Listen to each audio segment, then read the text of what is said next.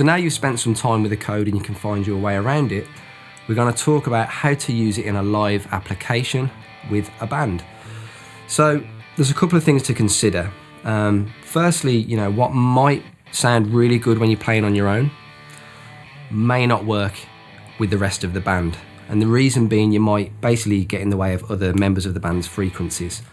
So I'm just going to start off with a heavy kind of rhythm sound and then show you what I mean. So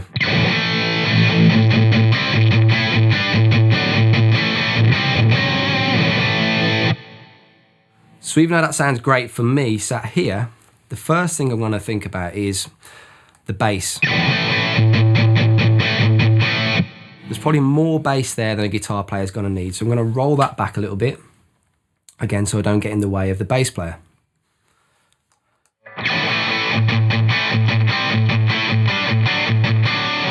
So it's kind of tightened up the whole general tone there. Another important frequency is the mids. Now, the habit of most guitar players is to turn the mids down because it's probably more comfortable to play and you can hide behind the tone quite a lot.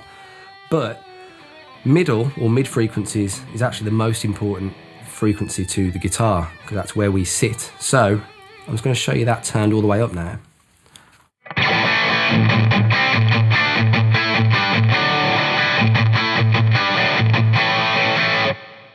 So again, that's allowing me to cut through where I want to cut through. So again, I'm sitting between the higher frequencies of maybe the cymbals of the drummer and then the lower frequency of the bass player. Again, gain-wise, it does depend what you're playing. So for me, if I'm playing like a heavy kind of riff, it's easy to play with more gain, but I probably don't need that much for this kind of thing. You might want to boost the gain if you're doing solos and that kind of thing, but we're talking about a rhythm sound for now.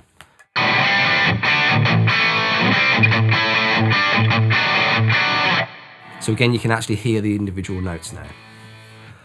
Another thing to consider, effects. So even though effects sound really good, and again, we can play behind them or hide behind them quite a lot, in the mix, they might get in the way. So you want to make sure you don't have too much delay, too much reverb, just enough so you can hear it, but it's not overpowering the actual original guitar tone.